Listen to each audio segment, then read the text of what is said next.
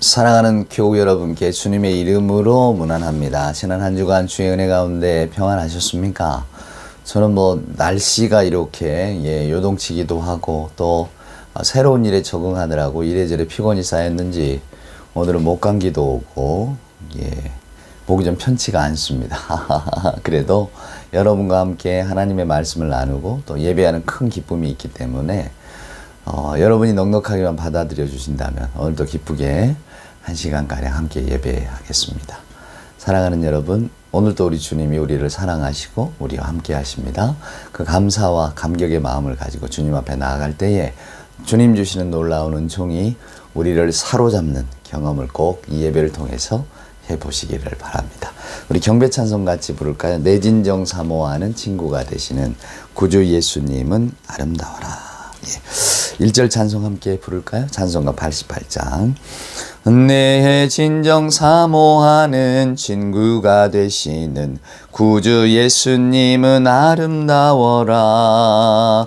산 밑에 백합화요 빛나는 새벽별 주님 형언할 길 아주 없도다. 내 맘이 아플 적에 큰 위로 되시며 나 외로울 때 좋은 친구라. 주는 저 산 밑에 백합 빛나는 새벽별 이 땅 위에 비길 것이 없도다. 아멘. 사도신경으로 우리들의 신앙을 고백합니다.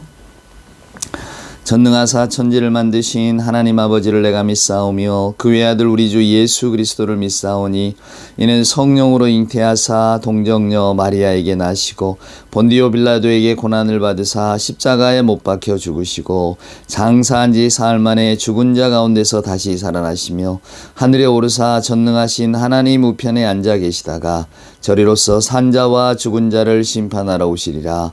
성령을 믿사오며 거룩한 공예와 성도가 서로 교통하는 것과 죄를 사하여 주시는 것과 몸이 다시 사는 것과 영원히 사는 것을 믿사옵나이다. 아멘. 우리 성시를 교독할까요? 오늘 교독할 성시는 우리 교독문 13번입니다. 여러분 너무나 좋아하시는 시편 23편 함께 성시로 교독할까요? 한 절씩 교독합시다. 여호와는 나의 목자시니 내게 부족함이 없으리로다. 그가 나를 푸른 풀밭에 누이시며 쉴 만한 물가로 인도하시는도다.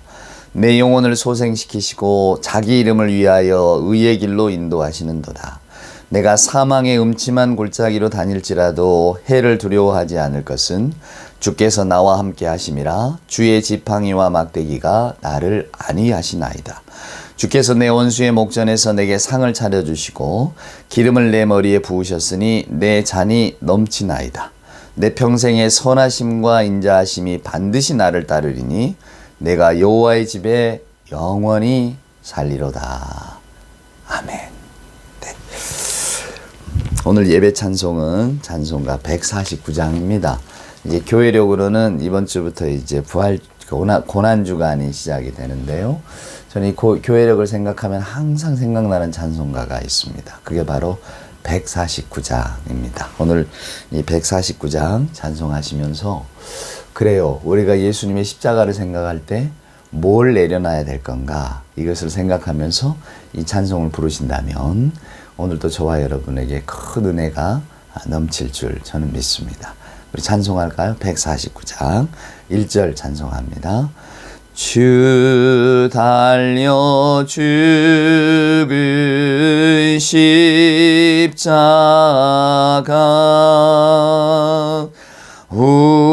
우리가 생각할 때에 세상에 속한 욕심을 헛된 줄 알고 버리네. 죽으신 구주 밖에는 사랑을 말게 하소서. 보혈의 공로 힘입어 교만한 마음을 버리네.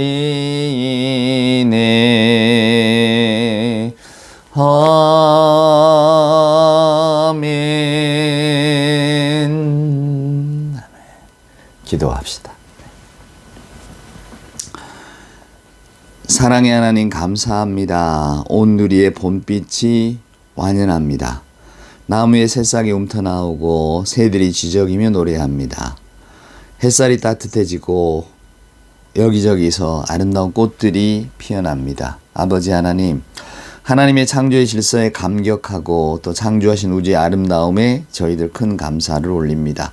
모든 생명이 여러 가지 색깔의 옷을 입고 태양을 향하여 힘차게 피어오르는 것을 보면서 하나님이 우리를 이렇게 사랑하시고 우리를 또 살려주시는구나 생각합니다. 아버지 하나님, 창조하신 이 세계의 아름다움에 감사하고 찬양하면서 하오나 저희들 인간 사회는 어찌 이리 무질서하고 혼돈하고 무도한지를 돌이켜봅니다. 하나님의 창조의 질서를 사회 질서로 삼지 못하고 오히려 하나님의 창조의 질서를 어지럽히고 있습니다. 하나님, 저희들의 잘못을 뉘우치게 하여 주시옵소서. 이 화창한 봄에 하나님의 창조 질서를 회복해 하시고 모두가 더불어 감사하며 사는 생활, 누가 누구를 짓누르고 앞서기보다 넘어진 자를 함께 일으켜주며 걸어갈 수 있는 그런 넉넉한 마음을 가지고 살아가는 세상 우리가 만들 수 있도록 하나님, 저희들의 영적인 내면 생활에, 저희들의 가정마다, 저희들의 사회에 하나님의 아름다운 창조의 질서를 되찾을 수 있도록 주여 도와주시옵소서. 이 아름다운 봄날에 간절히 기도합니다. 하나님의 창조 질서를 통해 이 세상이 더욱 아름다워지게 하시고 저희들이 그 아름다운 세상을 만드는데 조금이나마 힘을 보탤 수 있는 믿음의 사람들로 용기를 가지고 살아갈 수 있도록 주여 도와주시옵소서. 오늘도 이제 주의 말씀을 들을 때에 저희들의 귀를 열어주시고 저희가 하나님의 말씀 가운데 온전히 자유함을 입는 놀라운 시간을 경험케 하여 주옵소서. 우리를 죄에서 구원하신 우리 구주 예수님의 귀하신 이름으로 간절히 기도드리옵나이다. 아멘. 오늘 우리에게 주시는 하나님의 말씀, 우리 요한복음 6장에 있는 말씀을 보시겠습니다. 이제 요한복음 6장 1절로 15절에 있는 말씀인데요. 여러분 잘 아시는 오병이어 기적입니다. 그래서 제가 짧게 앞부분과 뒷부분만 읽도록 하겠습니다. 자, 6장 1절 한번 보실래요? 그 후에 예수께서 디베라의 갈릴리 바다 건너편으로 가시매 큰 무리가 따르니 이는 병자들에게 행하시는 표적을 보았음이로라. 예수께서 산에 오르사 제자들에게 함께 거기 앉으시니 마침 유대인의 명절인 유월절이 가까운지라. 예수께서 눈을 들어 큰 무리가 자기에게로 오는 것을 보시고 빌립에게 이르시되 우리가 어디서 떡을 사서 이 사람들을 먹이겠느냐 하시니. 자, 그랬더니 대답이 한번 보세요. 제자 중 하나 8절입니다. 시몬 베드로의 형제 안드레가 예수께 여짜오되 여기 한 아이가 있어 보리떡 5개와 물고기 2마리를 가지고 있나이다. 그러나 그것이 이 많은 사람에게 얼마나 되겠사옵나이까. 예수께서 또 이제 앉으라 한 다음에 떡을 떼서 축사하신 후에 11절에 보면 자 나눠주셨다 돼 있습니다. 자 12절 보시죠. 그들이 배부른 후에 예수께서 제자들에게 이르시되 남은 조각을 거두고 버리는 것이 없게 하라 하시므로 이에 거두니 보리떡 5개로 먹고 남은 조각이 12바구니에 찼더라. 그 사람들이 예수께서 행하신 이 표적을 보고 말하되 이는 참으로 세상에 오실 그 선지자라 하더라. 그러므로 예수께서 그들이 와서 자기를 억지로 붙들어 임금으로 삼으시려는 줄 아시고 다시 혼자 산으로 떠나가시더라.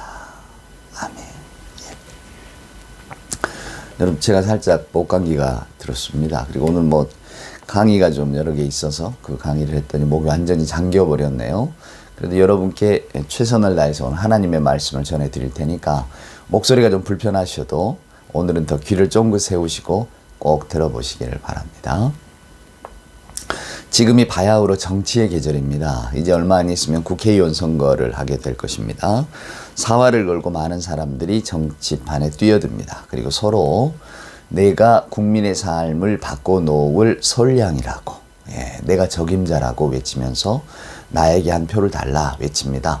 당은 당대로, 사람은 사람대로 외칩니다. 어느 당에 투표를 하시던 어떤 사람에게 투표를 하시던 그건 여러분의 자유십니다. 대한민국은 자유민주주의 국가니까요. 근데 우리들의 대부분은 과연 누구에게 투표를 할까요? 1번일까요? 2번일까요? 혹은 다른 번호일까요?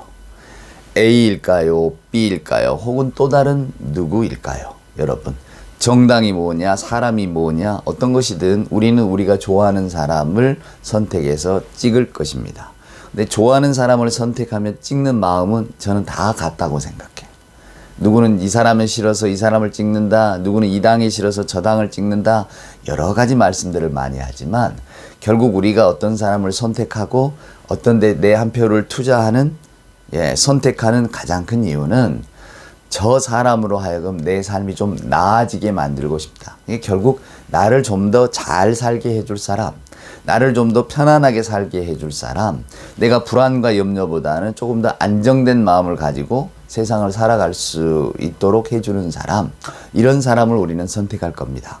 도덕, 정의, 논리, 이성, 이건 다 사라집니다.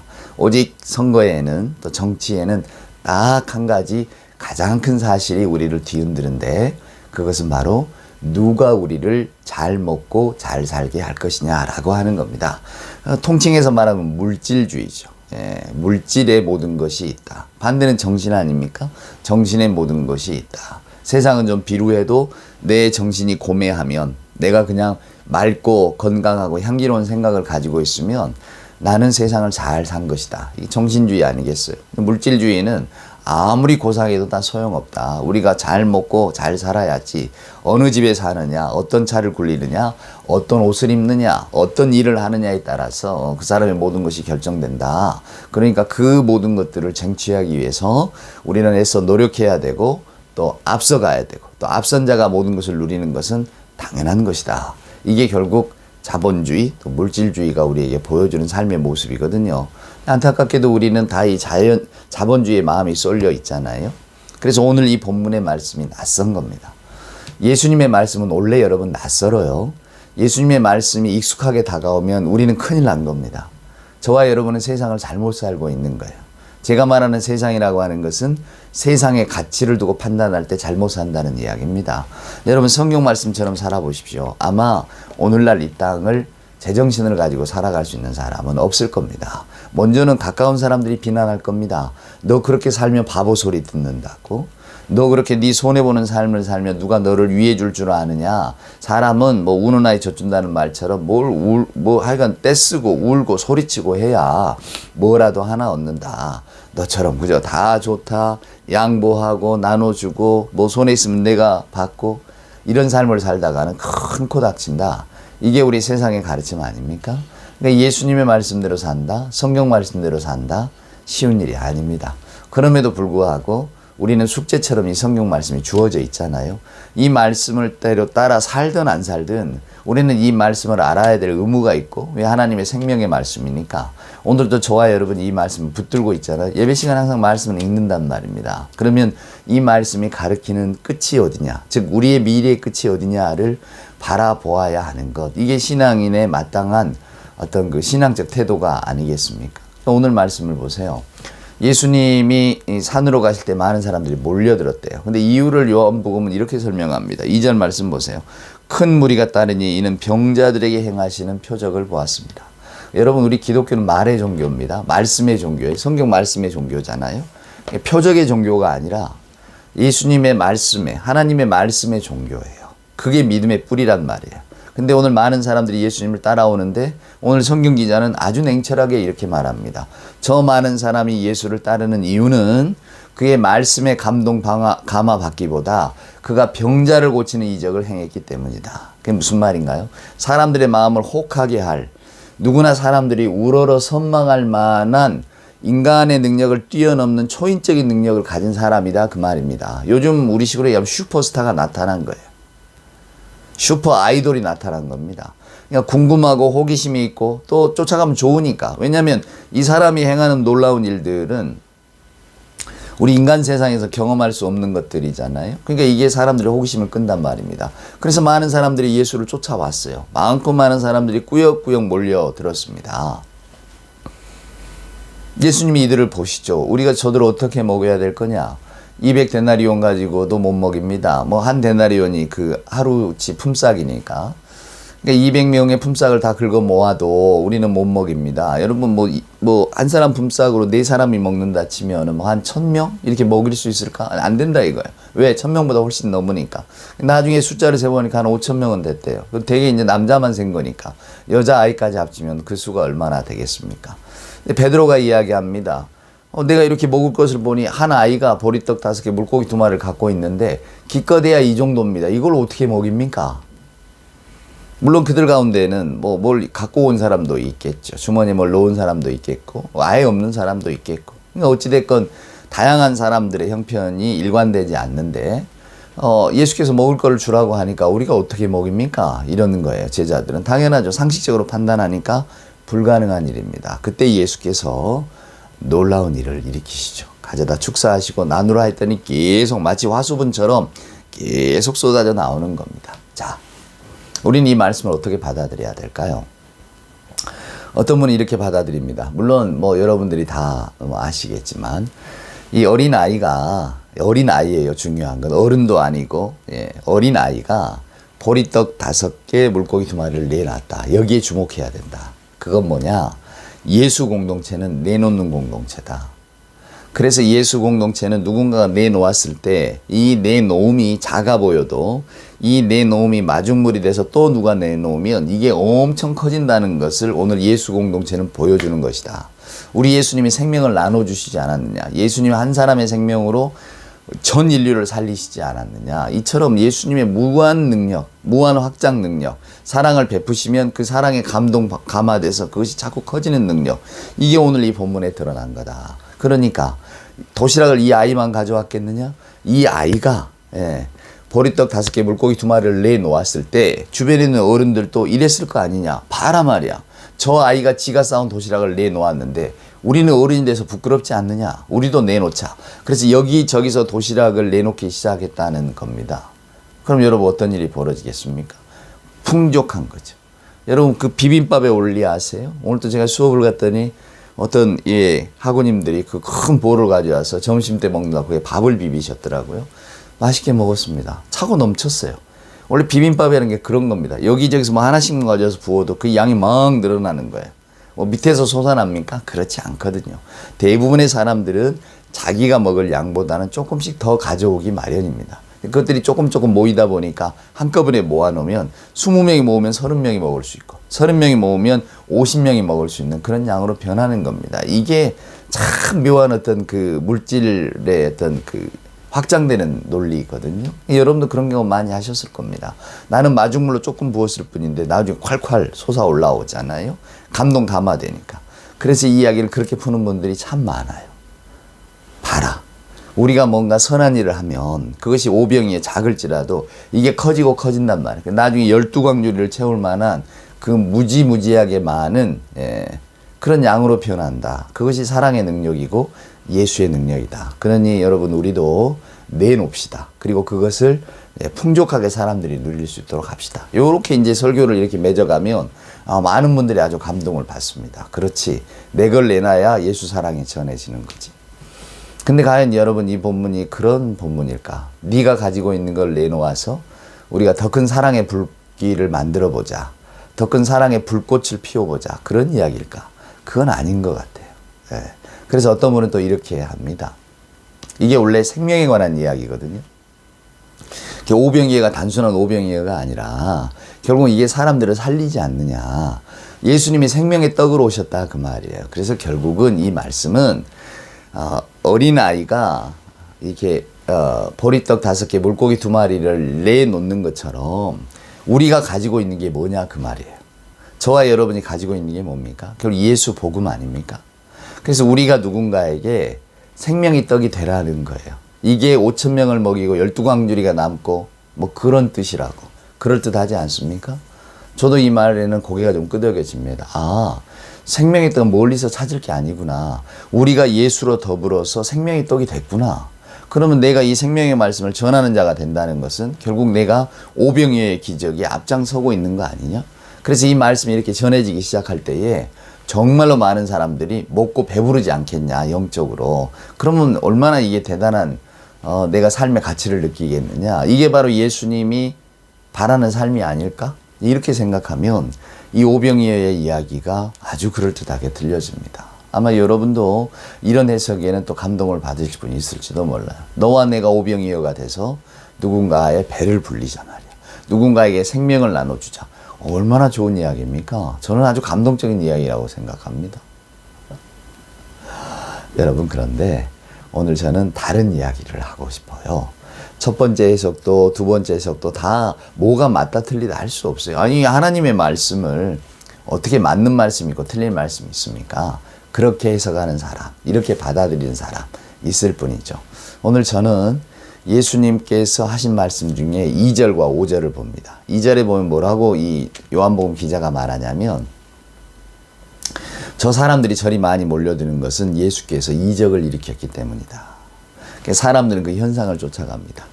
놀라운 일, 기적적인 일. 아, 정말 이런 일들이 우리에게 일어났구나. 그리고는 이 일들을 쫓아가요. 그죠? 왜냐하면 세상에서 볼 수 없는 일이니까. 세상의 호기심을 쫓아가고 가십거리를 쫓아가고 뭔가 열광적인 걸 쫓아갑니다. 뭔가 좀 이렇게 신비한 걸 쫓아가요. 그래야 그 안에서 더 놀라운 힘을 발견할 것 같으니까. 그래서 사람들이 모여들었어요. 그리고 예수님이 마침 오병이어의 기적을 일으키시죠. 사람들이 열광했습니다. 맞단 말이야. 저분이 바로 우리가 기다리던 메시아다. 우리를 구원해 주실 분이다. 생각했단 말이야. 근데 15절에 보면 다소 좀 생뚱맞은 이야기가 나옵니다. 자, 15절에 보세요. 그러므로 예수께서 그들이 와서 자기를 억지로 붙들어 임금으로 삼으려는 줄 아시고 다시 혼자 산으로 떠나가셨다. 다시 혼자 산으로 떠나가셨다. 예수님의 말씀과 예수님의 생각과는 전혀 다른 반응들이 일어났고 예수님을 그것을 피해서 산으로 혼자 가셨다는 거예요. 사람들이 열광하니까 오 예수여, 이제 우리가 예수님을 더불어서 정말로 그 놀라운 능력을 힘입고 싶습니다 라고 이야기하고 예수님을 이렇게 바라보고 예수님을 붙들려고 주변에 모여들 때에 예수님은 오히려 저들의 말이 나를 세상의 임금이 되란 말이구나. 저들의 욕망이 예수 나더러, 즉 예수를 믿어서 세상의 임금이 되고자 하는 마음이구나. 그 마음을 아는 순간에 떠나가셨다는 거예요. 산으로 혼자 떠나가셨다는 겁니다. 제자들도 내버려두고 혼자 떠나가셨대요. 아주 놀라운 말씀입니다. 우리의 신앙생활의 근본을 한번 돌아보겠습니다. 여러분, 신앙생활의 모토가 뭘까요? 우리는 흔히 예수 안에서 사는 것이라고 말합니다. 그럼 예수 안에 사는 것이란 뭘까요? 예, 아까 말씀드렸듯이 말씀을 붙들고 사는 거고 예수 가르침을 붙들고 사는 겁니다. 근데 말씀을 붙들고 예수 가르침을 붙들고 사는 것이 결국 뭘 의미하느냐면 세상과는 반대되는 길을 걷겠다고 하는 굳은 결심을 말하는 거예요. 그러니까 오늘 성경이 말한 것처럼 저들이 나를 임금 삼으려고 한다. 예수님은 임금이 되시려고 한 적이 없거든요. 그럼 임금이 상징하는 게 뭔가요? 절대 권력, 절대 부, 그죠? 절대 왕권, 내가 세상의 최고다. 천상천하 유아독존, 세상에 나 혼자 홀로 존재한다. 홀로 높임받을 존재다. 이거거든요. 그러니까 우리는 전부 거기에 마음을 뺏겨 있습니다. 누구나 다 최고가 되고 싶고 높은 자리에 오르고 싶고 그리고 누구나 다 그런 것들을 가지려고 합니다. 여러분, 좋아 보이니까. 그건 저의 욕망이기도 하고 여러분의 욕망이기도 합니다. 우리는 그것이 좋아요. 우리는 그것을 사랑합니다. 그러니까 정치의 계절에도 뭐 누가 옳고 그르냐를 따지기보다 누가 나를 잘 살게 해줄 거냐, 누가 내 삶을 편안하게 해줄 거냐, 우리는 그냥 눈 딱 감고 찍는다니까요. 말로야 내 정치 성향이 어떻고 내가 원래 공평무사한 사람이고 공명정대한 사람이고 나는 나라와 민족과 역사를 생각하는 사람이고 말이야 갖다 붙이겠지만 결국은 내가 볼 때 이 A냐 B냐 누가 나를 더 잘 살게 해줄 거냐, 대통령도 그렇게 뽑고 국회의원도 그렇게 뽑고 우리는 대부분 그렇게 뽑습니다. 왜? 우리를 사로잡고 있는 생각은 세상의 임금이 되라는 거거든요. 세상의 임금이 돼서 앞서가자는 거거든요. 먼저 가서 깃발을 꽂고 다른 사람들을 그 밑으로 줄 세우자 하는 거거든요. 제가 어린 시절에 읽었던 책 가운데 그 잊어버릴 수 없는 책이 있어요. 트리나 포울로스라고 하는 사람이 쓴 꽃들에게 희망을. 제가 언젠가 한번 이 책 소개해드린 적이 있을 겁니다. 트리나 포울로스 꽃들에게 희망을. 여러분도 많이 읽어보셨을 거예요. 애벌레가 주인공입니다. 애벌레가 이제 뭐 나비가 되기 위해서 길을 떠나잖아요. 근데 애벌레들, 친구 애벌레들이 가는 길을 따라갑니다. 따라가요. 근데 이 애벌레 따라가다 보니 그 애벌레들이 한없이 높은 데로 올라가요. 무리를 지어갖고. 그래서 이 애벌레도 막 올라갑니다. 자기도 이제 먼저 간 애벌레들 밟고 떨어뜨리고 올라가고 하는 거예요. 그 올라가다가 문득 깨닫습니다. 도대체 이게 무슨 의미가 있는가? 꼭대기로만 올라가려고 하는 게 도대체 무슨 의미가 있는가? 아니다. 나는 이 대열에서 이탈하련다. 이탈해버려요. 그리고는 갈 길을 가다 이제 나비가 되는 겁니다. 이 책이 왜 꽃들에게 희망을이냐면 나비가 활동해야 꽃들이 희망이 있습니다. 그죠? 나비가 날아다녀야 꽃들이 옮겨서 꽃분들 옮겨서 여기서도 꽃이 피고 저기서도 또 이제 꽃나무가 생겨나고 할 거 아닙니까? 그냥 나비가 활동하지 않으면 여러분 꽃이 있을 수가 없어요. 그래서 옛적 한시에도 이런 말이 있습니다. 화불과 이무접이라고. 화불과 꽃은 불가해. 뭐하면 이무접. 나비 없이는 불가하다 그런 뜻입니다. 거기에 이제 따라붙는 말이 여러분 인불가 이무벽입니다. 사람이 흠이 없으면 사람이 아니라. 어리석음이 없으면 사람이 아니라고. 이게 얼마나 넉넉한 말입니까? 우린 어떤 사람이 잘못을 하면 그걸 되게 비난하고 싶어 하고, 야, 어떻게 사람이 그럴 수가 있어. 특별히 뭐 유명한 사람이라든가 이런 TV에 자주 나오는 사람들이 실수를 하면 마구 공경합니다. 안 그런 척 하더니 막 저런다고. 근데 인불가 이무벽입니다. 흠 없는 사람 없어요. 그러니까 넉넉하게 봐주기 시작하면 그래 너나 나나 참 흠이 많지. 우리가 아무리 그 토마토 주스를 깨끗하게 먹고 싶어도 여러분 토마토 주스 한번 마셔보세요. 깨끗하게 먹을 수가 없거든요. 막 찌꺼기가 묻잖아요. 인생이란 그런 겁니다. 잘 살고 싶어도 찌꺼기가 남고 뭔가 깨끗하게 살아온 것 같아도 돌아보면 이게 뭐 이런 거 오물들이 끼어있고 이런 것이 인생이에요. 근데 나는 내가 온전해지려고 하고 내가 완벽하다고 생각하면 상대를 그렇게 바라봐 줄 수가 없거든요. 나는 실수하지 않으려고 노력한다. 나는 흠 없이 않으려고 노력한다. 그것이 실은 내게 올무가 돼서 흠 있는 사람, 실수하는 사람을 못 보는 겁니다. 그럼 어떻게 될까요? 인생이 외로워져요. 주변에 사람이 없어요. 그리고 내 삶도 넉넉하지 못하니까 사람들이 가까이 다가오지 못해.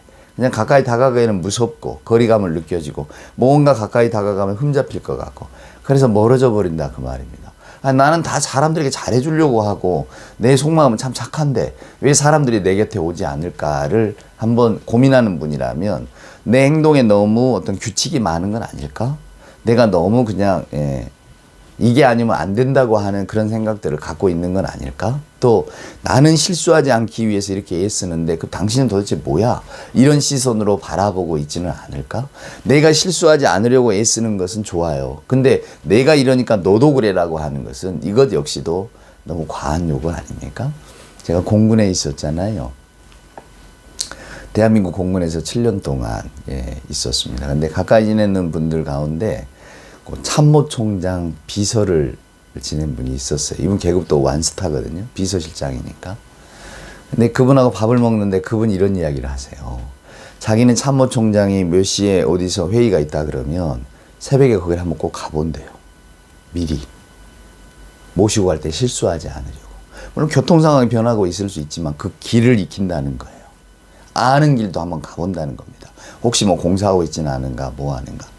자기는 그렇게 자기 선임자를 섬긴대요. 그런데 요즘 후배들은 안 그렇다고 막 저에게 그 불만을 토로하시더라고요. 그렇게 하는 사람이 몇이나 있겠습니까? 먼저 새벽에 갔다가 와서 또 시간 되면 이제 아침에 딱 약속 시간 되면 모시고 가는 그런 사람. 물론 그 자세가 투철하고 좋죠. 좋아요. 그래서 그이는 신임도 받고 나중에 승진도 하고 그랬습니다. 근데 나는 이렇게 하는데 내 후배들은 이렇지 못하니까 군인 정신도 없고 얘들이 벌써 정신 상태가 문제가 있다. 이렇게 보는 것은 그 외롭고 쓸쓸한 이야기 아닙니까? 그러니까 우리는 누군가를 볼 때는 항상 흠을 잡고 보고 또 누군가의 어떤 것들을 바라볼 때 좋은 면, 그럴듯한 면을 보기보다는 잘못된 면에 이렇게 딱 꽂힐 때가 많습니다. 그게 우리 나비 넥타이가 되는 거죠. 그것만 보이는 거예요, 여러분. 그게 우리 사람의 속성입니다. 저와 여러분이 예수를 믿습니다. 우리는 예수를 어떻게 믿어야 될까요? 예수님을 다양하게 봐요. 예수님이 어떤 모습이고 예수님이 어떤 가르침을 주셨을까? 어떤 분은 내가 예수 말씀을 철저하게 믿으려고 애쓰고 애쓴다, 이런 분이 있어요. 참 굳은 결심이고 좋은 결심이죠. 근데 나는 이렇게 애쓰는데 너희들은 도대체 뭐냐? 너희는 신앙인도 아니야. 이렇게 이야기하는 순간에 이제 상황이 이상한 방향으로 흘러가 버리게 됩니다. 여러분, 성경 말씀을 보면요, 예수님처럼 넉넉한 분이 없어요. 예수님이 참 마음품이 큰 분이었어요. 누구나 다 받아들여 주시고 용서하시고 그의 형편과 처지를 이해하시고 그런 분이셨어요. 그런 예수님께서 오늘 저와 여러분에게 보여주시는 메시아의 모습은, 메시아는 세상의 임금으로 온 게 아니야. 메시아는 세상에 이적을 일으키려고 온 게 아니야. 메시아는 여러분 모두가 다 하나님이 사랑하시는 귀한 자녀라는 것을 보여주시고, 여러분을 위해서 하늘아버지는 여러분을 어떻게 구원하실까를 고민하고 애쓰는 분이라고 하는 것을 보여주시기 위해서 나를 보내신 거야. 이게 오늘 예수님의 어떤 말씀의 모토의 핵심이거든요. 그러니까 뭐를 이렇게 도덕적으로 지켜서가 아니라, 뭐를 율법적으로 하나하나 흠이 없이 지켜서 예수님이 이래한 게 아니라, 오늘 예수께서는 아버지의 뜻을 그대로 우리에게 보여주셨단 말이에요. 아버지의 사랑이 이런 것이라고. 아버지는 이런 분이라고. 그러니까 오늘 이 본문이 보여주는 건 다른 거 아닙니다. 우리가 예수를 믿는 이유는 세상의 임금이 되고자 함이 아니에요. 어떤 병적인 치유를 경험하고 나도 그런 은혜를 입었으면 하는 마음으로 예수를 추종하는, 그러니까 뭔가 기적이 있어야만 나는 예수를 믿겠다고 하는 그런 마음도 아닙니다. 예수님이 이 모든 것을 다 거부하셨어요. 그리고는 오히려 이런 이적을 일으키셔서 사람들이 우리가 예수를 다시 만나보자, 그분을 우리의 임금으로 추대하자, 이러실까봐 두려워서 혼자서 그냥 산으로 떠나가신 분이에요. 이게 여러분 뭘 의미할까요? 예수 복음은 세상에 있지 않아요. 예수 복음은 현실에 있지 않습니다. 그러니까 빌라도의 법정에서 예수께서 네가 유대인의 왕이냐라고 이렇게 물음을 받으실 때에 예수님의 대답은 네 나라와 내 나라는 다르다고 이야기를 합니다. 네가 말하는 그 나라하고 내가 말하는 나라, 당신이 말하는 그 나라의 왕의 위치하고 내가 말하는 왕의 위치는 전혀 다릅니다라고 선포를 하시는 거죠. 자, 여러분, 이제 이 오병이의 기적을 어떻게 여러분 받아들이시겠습니까? 자, 좋습니다. 내가 가지고 있는 건 작은 거라도 좀 돕자. 그러면 이것이 마중물이 돼서 더 큰 사랑과 선행으로 되겠지. 내가 하는 작은 행동 하나가 또 주변을 감동 감화시켜서 여기에 또 동참하는 사람들이 많아지겠지. 좋습니다. 말씀을 제대로 읽으신 거고 그 말씀 그대로 가서 실천하고 사시면 됩니다. 우리 예수님의 말씀을 빌리면 너도 가서 그렇게 하라. 그죠? 그렇게 하라. 내 자리를 들고 일어나서 가라. 맞습니다. 그럴 수 있어요. 또 내가 생명의 떡이 돼야 되겠습니다. 여러분이 가서 영적으로 사람들을 살리는 영적인 떡이 되십시오. 예수 믿는 그 믿음을 가지고 좋은 복음의 전도자도 되시고 여러분이 생명의 떡이 된 것처럼 사십시오. 이것도 아주 좋은 메시지입니다. 만약에 내가 예수 어떤 말씀을 듣고 감동받아서 나도 이 좋은 예수를 좀 전해야 되겠다. 그러니까 어느 누구가 또 감동받는다면 이 사람 역시 이제 생명의 구원을 얻는 거 아니겠어요? 생명의 떡이 되는 거죠. 내가 나를 나눠주는 거죠. 내 신앙을 전파하는 거고. 얼마나 좋은 해석입니까? 맞습니다. 그러면 또 그렇게 또 아멘 받으시고, 그래, 나는 앞으로 이 오병이의 기적과 같이 내가 보잘것없다고, 내가 가진 게 보리떡 5개 물고기 2마리라고 좌절하고 난 아무것도 못해가 아니라 내가 누군가에 가면 이게 생명의 떡이 되겠구나. 나의 어눌한 말 한마디가 저 사람에게는 예수를 영접하는 계기가 되겠구나. 여러분 그 마음으로 다가가시면 됩니다. 이 얼마나 또 복되고 아름다운 삶입니까? 그러나 마지막 삶을 절대로 놓치지 마십시오. 오늘 이 말씀처럼 예수가 말하는 나라, 하나님이 우리에게 보여주시는 나라는 우리가 이 땅에서 경험하는 나라는 아닙니다. 부귀영화를 누리고 권세와 권력을 누리고 그런 것들이 선하다고 말하는 이 땅의 삶과는 전혀 거리가 먼 삶입니다. 그래서 우리는 그 삶을 손으로 붙들 수가 없는 거예요. 왜? 경험할 수 없으니까. 하지만 이건 예수님의 약속입니다. 영원한 부활의 생명이 우리에게 있다. 예수님은 하늘에 예쁜 집을 약속한 게 아니셨어요. 저와 여러분에게 만수무강을 약속한 게 아니셨습니다. 세상의 모든 권력과 부를 너에게 주겠다 약속하지 않으셨어요. 그저 영생을 너에게 주노라 그랬단 말이에요. 그 영원한 생명의 모습이 무엇인지 우리는 알지 못합니다. 그러나 알지 못하는 것을 설명하는 방법은 이것이 아니라는 것을 설명하면 됩니다. 그러면 우리가 알지 못하는 것도 설명이 되는 거예요. 알지 못하는 걸 어떻게 설명할 수 있겠습니까? 천국은 뭐 기와요초가 피어있고 안 먹어도 배부르고 병들지도 않고, 그것은 우리의 생각일 뿐입니다. 성경은 그렇게 말하지 않아요. 그러나 성경이 천국은 이런 곳이 아니다라고 말하는 것은 분명합니다. 그게 뭡니까? 천국은 세상의 임금이 바라고 원하는 나라는 아닙니다. 세상의 임금이 되고자 하는 사람들이 좋다고 여겨지는 것들이 천국은 아니다 그 말이에요. 그죠 여러분? 천국은 기적도 아닙니다. 병나는 기적, 뭔가 눈으로 와 놀래게 하는 그걸 통해서 하나님의 천국을 보여주는 법은 없어요. 그건 우리의 어떤 그 호기심이라든가 아니면 우리의 갈망일 뿐입니다. 하늘아버지는 좋으신 분이에요. 그럼 우리가 간절히 기도할 때 왜 그 기도에 응답하지 않으시겠습니까? 자녀가 아파요. 자녀의 병을 두고 기도하는데 그 마음이 간절하지 않는 부모가 누가 있을까요? 하늘아버지는 그 마음에 감응하시는 거예요. 그래서 때때로는 알 수 없는 일들을 일으키시고 놀랍게 회복도 시키시고 그러면서 그 가족 전체를 감동시키십니다. 구원의 대열에 합류를 시키세요.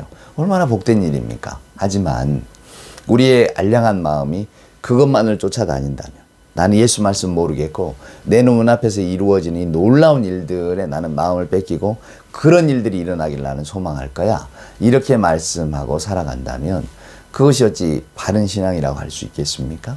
그러니까 그런 신앙도 아니에요. 그런 믿음도 천국의 소망이 아니다 그 말입니다. 우리가 알 수 없지만 영원한 생명의 소망을 우리에게 주신 예수께서 오늘 이 오병이의 기적을 통해서도 내가 여러분에게 줄 것은 평강이고 영원한 생명일 뿐입니다. 근데 그 영원한 생명 소망이 무엇인지는 오늘 성경이 말하고 있지 않으니까 우리는 알지 못해요. 그러나 세상이 약속하는 것, 우리가 좋다고 여기는 것들은 아닐 거라는, 물질적인 것이 아니라 어떤 정말로 놀라운 하나님의 약속, 질적으로 변화되어지는 어떤 것이라는 것은 우리는 막연히 짐작을 합니다.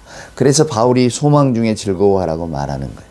저는 이 봄에 여러분들이 그 소망 가운데 서시기를 원합니다. 이제 고난주간을 지나가고 또 이제 부활절을 맞고 그럴 겁니다. 교회력은 이렇게 숨가쁘게 돌아갑니다. 그러나 저와 여러분의 마음이 세상의 임금에 가 있고 이적에 가 있고 예수께서 내게 무엇을 주실까, 어떤 우리 세상의 임금이 돼서 누릴 수 있는 것들에 마음을 뺏겨 있다면 고난주간을 수도 없이 보내고 부활절을 수도 없이 맞아도 저와 여러분의 신앙은 허공을 치는 메아리가 될 것입니다. 오늘 이 오병이의 기적 말씀을 여러분 잘 기억하시고 여러분의 마음에 합당한 해석, 아니면 여러분이 이 오병이어의 기적을 받으면서 읽으면서 느꼈던 그 감동 그대로 꼭 살아가실 수 있기를 바랍니다. 그것이 나눔의 삶이든 내가 내 어떤 복음을 전하는 삶이든 혹은 영원한 생명소망 가운데 예수께서 보여주신 그 나라를 향해서 나는 뚜벅뚜벅 걸어가겠노라고 하는, 비록 세상의 길과는 반대의 길이라도 그 길을 사모하는 마음을 한번 걸어가 보겠다고 하는 그런 결심들이 서게 될 때에 우리는 비로소 말씀 앞에 바로 서는 그런 사람들이 아닐까요? 오늘은 이 오병이의 기적을 통해서 우리들의 신앙의 모습을 한번 점검해 봤으면 하는 마음으로 이 말씀을 드렸으니 부디 이 말씀에 큰 은혜가 있기를 소망하고 또한 이 말씀이 여러분 모두에게 큰 위로가 되는 말씀이기를 소망합니다. 기도하시겠습니다. 이제는 우리 구주 예수 그리스도 크신 은혜와 아버지 하나님의 만극하신 사랑하심과 자비하신 성령님의 함께하심이 오늘도 함께 예배하며 주의 이름을 부르며 하나님의 은총을 구하는 예배하는 모든 하나님의 자녀들 머리머리 위에와 저들의 생각과 기도의 제목과 저들의 삶의 현장 위에 간절한 기도 위에 주님 사랑하시는 복된 교회 위에 이제로부터 영원 무궁토록 함께하여 주옵기를 간절히 축원하옵나이다. 아멘.